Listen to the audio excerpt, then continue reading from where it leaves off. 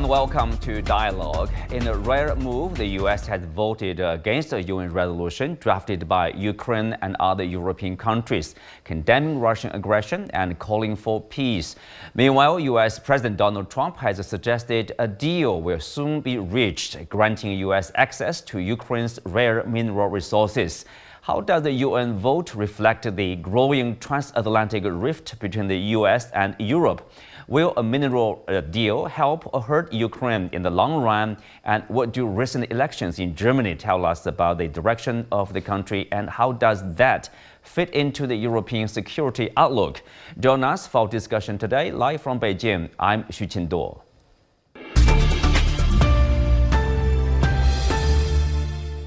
Joining me today are Anthony Moretti, Associate Professor at Robert Morris University, and Anne-Elisabeth Moutet, Paris-based columnist for the Telegraph. Vladimir Golstein, Associate Professor of Slavic Studies in Bonn University, and Ulrike Guérot, Professor of Political Science at the University of Bonn. Welcome to Dialogue. I will start with Anne-Elisabeth. You know, it's the third anniversary of the Ukraine war. All of a sudden, well, it's not really, that suddenly. Probably the U.S. has adopted a different approach to end the war. In the UN resolution voting process, the U.S. actually joined Russia against a resolution drafted by Ukraine and European countries. So how do you characterize the current dynamics surrounding the Ukraine crisis?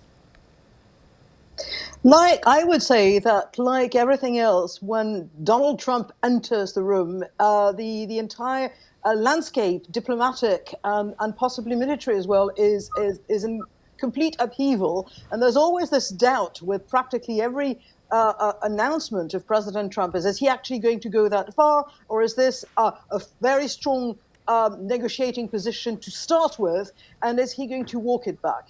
But I think the vote, the United States vote in the United Nations is actually very important, because that is an absolute first in this kind of contentious debate, that the United States is voting with China and with Russia against Western nations, and the reaction within Europe is something of both amazement and it changes the dynamic and the relationship between, I would say, among European nations themselves, because they are much more united than they have been since practically the years following the founding of the European Union. And I also think that the question is now: are we going to be sort of going to have sort of a kind of arch Kissingerian attitude towards politics and diplomacy, or are we going to still try and emphasize the fact that there are values, and that not mentioning the fact that Russia attacked Ukraine in the decision is something that is not acceptable for Western values? We don't know yet where it's going. It's a fascinating moment. Fascinating moment. Professor Guérot, how do you look at the U.S. decision, or the U.S., what's your reading, interpretation of the U.S. strategy? Why the different approach now? Well, I mean, first I would go with my colleague here, that there is a huge schism now between the European and the American approach. The Americans have been taken by surprise. I was myself in Munich when the Munich Security Conference took place on the 15th of February, and it was clear that everybody was basically nearly shocked by the speech of J.D. Vance, but also by the announcement of Donald Trump of 12th of February to do peace. And now what we see, I mean, he just picked his phone, called Vladimir Putin, and what we see now, and there is sort of an energy and a speed that the Europeans can barely cope with, is that Trump has announced that he will do peace settlement with Zelensky already Friday this week, that there is a deal, obviously, about rare minerals, as has been said, and that there will be sort of the US, say, cashing for their investment in Ukraine, whereas the Europeans are supposed to pay for rebuilding Ukraine. Macron has been in Washington the days ago, and we saw that despite nice pictures, there was a huge discrepancy between sort of what the Americans are now doing, which is dealing with Zelensky and then moving away from the continent, whereas the Europeans are totally puzzled. There is not so Franco-German energy between Macron and between what the new chancellor Mr. Merz probably will be doing. So there's not only a schism between the Atlanticists, meaning Trump and the Europeans, but also a schism of different approaches within the Europeans. And that is, I think, a tragedy for the continent, because Europe is not sorted out what we do. And respect to Germany, just let me say this, but the new probably Chancellor, Mr. Merz, has announced today and has twittered for the CDU that Ukraine must win. That was the first official tweet that the CDU did. So there's a clear commitment of Mr. Merz basically to push the Europeans further instead of stopping that war. We'll come back to this topic, obviously, the European response to the U.S. approach.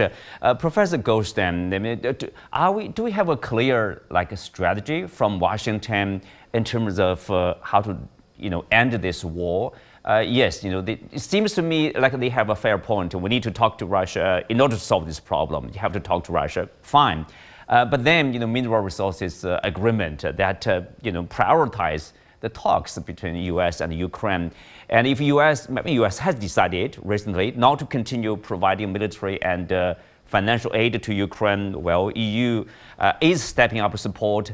But obviously, can Ukraine depend on the EU alone? We don't know. So what is a clear strategy from the U.S.? Well, I think United States finally realized, at least Trump and his administration begins to articulate it, that they are wasting too much time and effort and money on this war, which takes place in Europe. And in the meantime, there are big, seismic changes in the world. There is a rise of China, there is a rise of India, and the United States is now seen as a liability continuation of the war. And that explains the irritation of Trump, who said, okay, guys, you have make sure you settle it, make a deal, settle it, because I have a bigger fish to fry.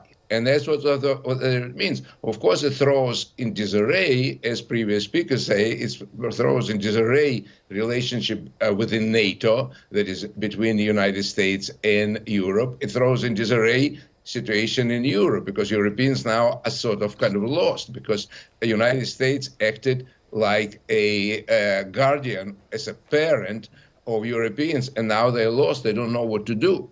So it's a serious confusion. Some countries will probably eventually follow United States. Some countries will persist, but there is a new reality.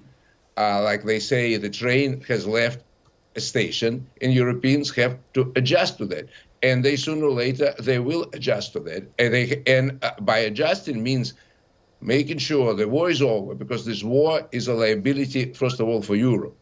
So once they decide on that, they will find diplomatic solution. And then another part which Europeans refuse to face for a while is, Russia is part of Europe, and a very significant part which has a lot of resources, parts from which Europe will benefit. So they have to renegotiate and resettle their relationship with Russia, while Trump is looking ahead and trying to understand how he's going to deal with China, with India, with Russia. And from that perspective, this Ukrainian business is a little European business which have to be settled.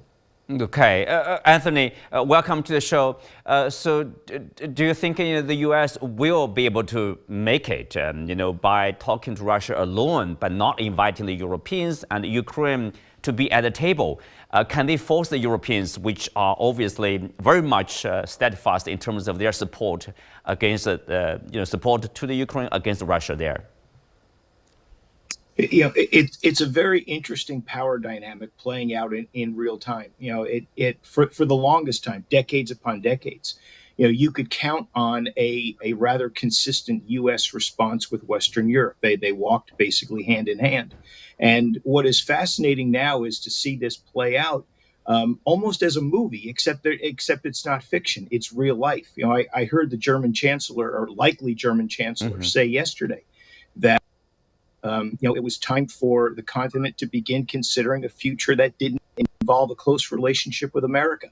And so what you have here is President Trump, who to know him, and I don't know him personally, but to know him as a politician is to know that he basically is going to do it his way, and he believes he's right. You've got Europe finally finding a voice after about 2 weeks of seemingly being unable to find the proper kind of message. The rebuke, albeit not in stern voice, that Emmanuel Macron gave the president at the White House a day or two ago is an example of that.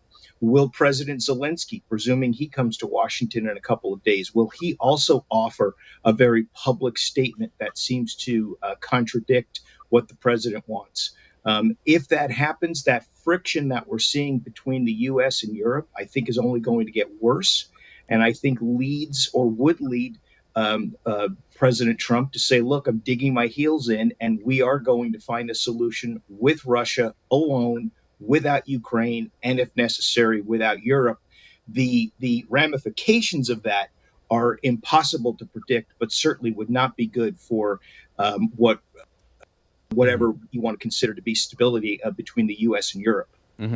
Elizabeth, picking up what Professor Guérot mentioned about, it's a tragedy for European countries there. But of course, we can see French President Macron and probably Ukrainian President Zelensky will try to persuade Donald Trump to change his approach. Will they be successful? I think it won't be. I mean, it's not completely lost, but I don't think you can budge so much the president of the United States. However, the one person, there have been efforts, and I think there is much more union within Europe than I have seen in at least a decade. I mean, It's very impressive. And it's new, and there's a feeling that there's a war on the European continent, and it was started by one country, and it's the other country the country being attacked, that's being made to bear the brunt of everything, and then that's being blackmailed.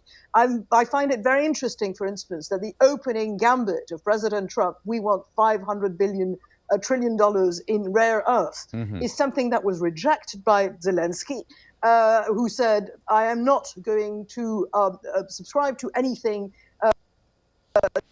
my country would have to pay for 10 years for over 10 years of it. And I also would like to say that, Zelensky is basically somebody who, under fire, when he was supposed to be exfiltrated from Kyiv, he was offered an exit by the Americans at the time. He said, I don't want to ride, I want ammunition. And he has led his country in the fight for 3 years. He has known bullies who said it with tanks and cannons, and I do not think that he is going to let himself be bullied. And we have seen, we may possibly talk about this later on, that when President Trump trying to say something about, but he doesn't have elections in Ukraine, the other two likely candidates for the election in Ukraine, Petro Poroshenko, the former president, and Alexei Valery Zaluzhny, who has chances, who's now the general and who's now the ambassador in London, both said now is not the time to have elections. And effectively, they lined themselves saying that we will not run against Zelensky if he has elections now, and he will be re-elected by a landslide. That's what it meant. So we, again, are being shown the way by Ukraine, which I think is perfectly just, because that is Ukraine that has been attacked. Well, Elizabeth, yes, there's you can see there's growing unity among European countries, at least in terms of sentiment. We need to, continue to stand with Ukraine, to support Ukraine. But the challenge is, what about the policy-wise? Do you think there's a policy adjustment among the European government to do something specific, to go along without the U.S.? I think there has been a lot of rhetoric against, saying, oh, we have to exist, and now we are given the chance and the opportunity to exist. Is it easy? No. Can we spend immediately 5% of our GDP, which is now being promised? And it's interesting that that figure, 5%, is the figure that was mentioned by Donald Trump to begin with, saying, you can't have freeloaders, you can't have free riders. I think Obama said that again, and that Europe was not putting its weight in terms of hardware and money into NATO. And I think now this is now being decided. It's also interesting that for the first time we have an extremely sort of decided person in charge of foreign policy, the Kaja Kallas, the Estonian politician. So I think all of this together means that the political will is probably there. It's also very interesting that apart from Viktor Orban, some of those European leaders who had more aligned with Russia and against Ukraine. Some of those leaders who had aligned with seem to have aligned with Donald Trump. Somebody like Giorgia Meloni, the Prime Minister of Italy, have said that, have sided with the continent because they feel that they belong to the continent. So we've got outliers. We've got Robert Fico in Slovakia, and we've got Viktor Orban in Hungary. But apart from that, you have a continent that in so many ways is more united than it has ever been. Go ahead, Professor. Yeah. You said likely Chancellor, Merz, tweeted basically like Ukraine must win. What does the victory mean in terms of real situation? Russia has mentioned their own conditions of a peaceful end, basically, withdrawal of Ukraine troops from 4 regions, no NATO membership, must be a neutral country there, etc. Lift all the sanctions. Yep. Will that be acceptable to the Europeans? I mean, first, I'm very thankful for having Elisabeth with me, but then you see that Franco-German sort of opinion or European opinions may diverse. And I think the European opinions are pretty more diverse. That's what the Americans know. That's where unification in Europe is always difficult. Let me make 3 points. The first point is about exactly German Chancellor, potential Chancellor Friedrich Merz. And the problem is that Merz is totally transatlantic, BlackRock, whatever, Atlantic Bridge, and so on and so forth, but he's anti-Trump. So part of the problem of the European establishment is that we do have an Atlanticist sort of establishment, NATO Atlanticist, and so on and so forth, but you have many people in that establishment who are anti-Trump. They do not want the Trump sort of populism. And this is now their intellectual problem. How can they be transatlantic without being pro-Trump? Because Trump, in essence, will not be nice to Europe. I mean, in terms of tariffs and trades and so on and so forth, he will do the same policy of deindustrialization and so on and so forth, which is basically nasty for Europe. That's my first point, yeah?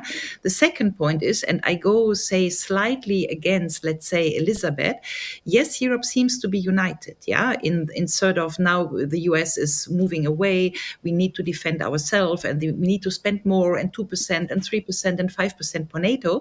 I personally, and I'm not alone, are convinced that this is the wrong approach. It seemingly is the sort of now overall sort of approach that Frau von der Leyen and the Commission will take, that is Trump withdrawals, but Europe is going into polarization and we are protecting the borders and all of this. That is what is sort of in the news and what you read. What I would like to say is that there's a huge peace movement in Europe, that there are different people like Orban, like Fico, like Meloni, like many others. Most of the so-called populist parties, be that the AfD or the FPÖ in Austria or whoever, is against that war. The left of Europe, the progressives of Europe are uniting. So there are many prominent voices against that war. And there are, say, many intellectual voices who say we should do the opposite. Europe should offer peace to Russia, should abandon the sanctions, should rebuild Nord Stream pipeline, and we should go again for cooperation with Russia, which is what we wanted in the first place in 91 when we did the Charter of Paris. And the third point, and I think Elisabeth is right here in pointing that there are all these Baltic, Katja Kalle. I mean, yeah, obviously you are right. Yeah, this is now the dynamic that we have Katja Kalle as the High Commissioner and so on and so forth. She's from Estonia. So what we do have is a very strong impact of those countries like the Baltic states or Finland or Sweden dominating EU policy, but against sort of the southern countries, which is France, which is Portugal, Spain, Italy, and so on and so forth. So I think we do have cleavages within the European Union. It's a pity, but I think the basic question is, will Europe be united in improving security, or will Europe be united, could Europe be united in also doing peace with Russia? And I clearly stand for the latter option. I would just say one thing, if I may, okay. which is that you quoted Meloni, and Meloni has very clearly sided with on the sort of defend yourselves Europe camp, even though she's the one who probably had created the best links with President Trump. And I find this very impressive on her part. She has seen that at the end of the day, it's more important for Italy to stand within the strongest countries of Europe than it is to please an extremely mercurial and unpredictable American president. Right. Let me have Professor Golstein there. That is the reason we see the populist parties, probably they are more kind of, people would say they are pro-Russia, they are calling for negotiation with Russia, rebuild the relationship with Russia, for example. Is that the reason why there's, let's say, interference in the domestic politics, in the elections? For example, in Germany, before the election, the support obviously for AfD? Well, I think it's already a rather tiresome narrative about Russian interference. The problem is that Russia is a major country. No, I mean U.S. interference, Professor. Elon Musk and the vice president met with Alice Wilders, the head of AfD. I don't, the problem, the United States can, and their representatives can say anything what they want. And Trump remembers very well how British were mocking him, making some kind of ridiculous balloons flying over London, mocking Trump. He actually accused BBC of taking a side of Democrats versus whatever. So this is in politics, and I think we should just if the Germans want to take a stand, that's fine, but it'll be like self-defeating stand. Reality has changed, and Europe has to adjust to dealing with Trump's United States and with Putin's Russia. These are major players. And China, of course, and India. And if they're going to continue to pretend that Russia is some kind of a pariah, somebody else will take their place. United States will be dealing. Russia has as much rare earth material and other material as any other country. So if Europeans want to just be the last at the station while somebody else moving, that's fine. And Europeans will understand it. We've heard already that there is certain division, but we didn't mention Poland. Poland actually depends on the United States very, very much. And they'll be the first weak link in Europe. They're going to follow United States, and they have their own grievances toward Ukraine. Of course, they have their very serious grievances toward Russia, but I think they will do a readjustment like everybody else. So why, for some reason, major European countries should depend on Baltics and born again Finland and Sweden, who decide, we join NATO. So now they haven't been in NATO. Now they're going to tell the NATO what to do. So reality has changed, and I think eventually saner heads will prevail. Of course, there is certain inertia in politics, and certain kind of narratives continues, but eventually they will be shed. Eventually, the will change. Anthony, we know that President Zelensky is going to the Washington to sign probably the deal over the mineral resources. How much do we know the final version of the deal, and what kind of a role it's going to play in ending the crisis? It's just the beginning of the day here in the U.S. Seems there's a so I think throughout the day, connection. I think throughout the day we're going to hear a lot more from the White House in terms of anticipates from this deal. Okay. So Anthony, it seems there's a connection issue. Let's turn to Professor Golstein. Like mineral resources, the agreement, Okay, what is it, and the final version, and what kind of a role it's going to play in ending the Ukraine crisis there? I think what we know that it's basically the main interest of this rare earth resources are Chinese and American, because they are used for high technology. Russia itself, is a little bit behind technologically, so they don't even need to use it. So they will be figure out these two countries. All right, and Professor Guérot, obviously the train has started and has left the station, And the Europeans, can you imagine one day they will adjust their position and accept a truce, even a peace deal with Russia, between Ukraine and Russia? Yeah, actually, I happen to agree a lot with the Russian colleague here in the show, which is as such interesting. But I think there's a sort of reality-based sort of Mersheimer realism analysis here. As I said earlier, I mean, we will need to rebuild the pipeline. We will need to cut sanctions. I can tell you that there are lots of German sort of small size, medium size companies who are eager to reconnect trade with Russia. I think for whole Europe, it is not livable to be cut off Russia forever and to be cut off China, because there were the sanctions with Russia, but there was also this, new European Commission paper which said that China starts to be a rival. I'm convinced that sort of the futures in the East and Europe should open to the East. I mean, we all observed the Kazan summit in Russia in October last year. I think there's a huge talk in Europe now, which obviously is still beneath the surface, because the surface is still sort of Biden administration and European establishment has been close to the Biden administration and this NATO confrontation with Russia sort of stance. But I think this war will come down earlier than we think.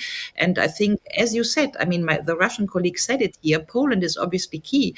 But the moment the Poles will turn around, because they have the same problem, they are basically totally pro-Atlantic, but the new Tusk administration doesn't like Trump. The moment that Poland turns around, there will be sort of the whole wall coming down. And I think Europe will be quicker to adjust than we think.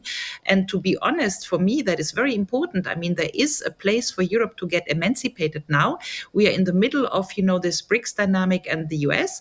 I think that Europe should take part in shaping a multipolar order with the Chinese, with the Russians, with the Indians, and so on and so forth. So the role of Europe and the function and the necessity we have is to work out a peace order. And I say it again, that is what we wanted to do in 1999 with the Charta of Paris, the OECD agreements and all of that. We need to go back to this. And I think that the confrontation that Europe continues polarization and builds a strong and hard NATO line on the continent is really the wrong approach for Europe. And I think it will last so long that most of the people get it. Yeah, let me have you, Anne-Elisabeth. Of course, having compromise over that, it basically means like a compromise of compromising of the value. People would say, defending Ukraine is defending democracy. Do you imagine? Can you imagine a Europe, that will ultimately give up on that? Is that me? Yeah, basically compromise and reach a peace deal finally with Russia and accept the reality. I think that the visions of reality are very, very different. I think, for instance, that my German colleague has, my Russian colleague has mentioned the fact that he thought that Poland would give up soon enough. I think he quite misunderstands the warm feelings that Poland nourishes towards the current government of Russia. Let's put it this way.